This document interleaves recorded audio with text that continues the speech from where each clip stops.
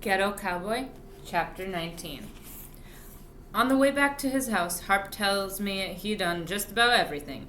Used to work at the racetrack, Philadelphia Park, as a training assistant.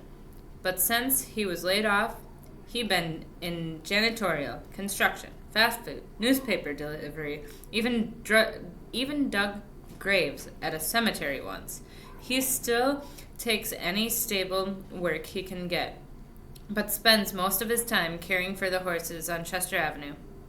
They pay you for that? He laughs. Nah, we pay the stables. It's like a co-op. We all pitch in and help, but we gotta pay for everything too. You know how much it costs to feed a horse? I shrug, but Harp ain't even looking. I can barely hold on, he says to no one, and now I got you to think about too. We ride to his place in silence. The sky is getting dark, some clouds coming in. Looks like rain. Might help cool things off, he says. We get to his front door and he glances back at me. You coming in? Or maybe you like staying at the Ritz better? I guess I'll come in, I say. He nods, then lowers me off a lightning before climbing down himself.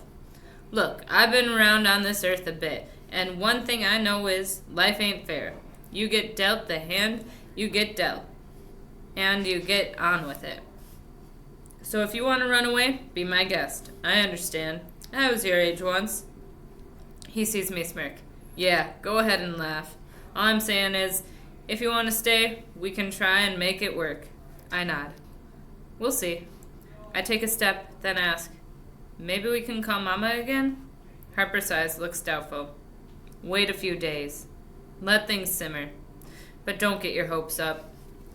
He leads Lightning up to the stoop past me and ducks into the house, the hooves echoing on the wood floor.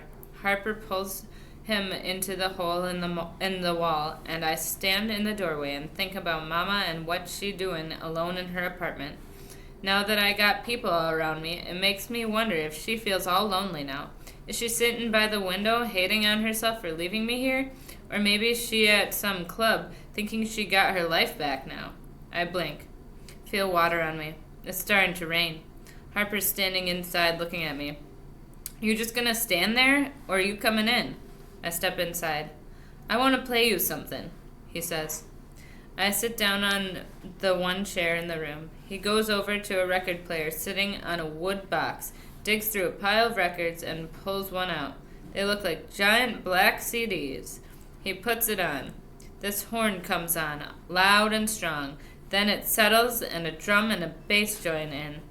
It's moody and dark, like I'm feeling. That's John Coltrane, your namesake, Harp says. He lived around here, you know, a Philly man. He sits on the floor, his back against the wall, and closes his eyes. I lean back and let the music take over. I never really listened to jazz before. Maybe now I can understand why he named me this way. I feel like this music. The rain comes hard, beating down on the roof above. The world gets dark, and we just sit there, listening. That horn blowing thick and heavy like rain falling like falling rain turning into mud. I let it wash over me and drift off.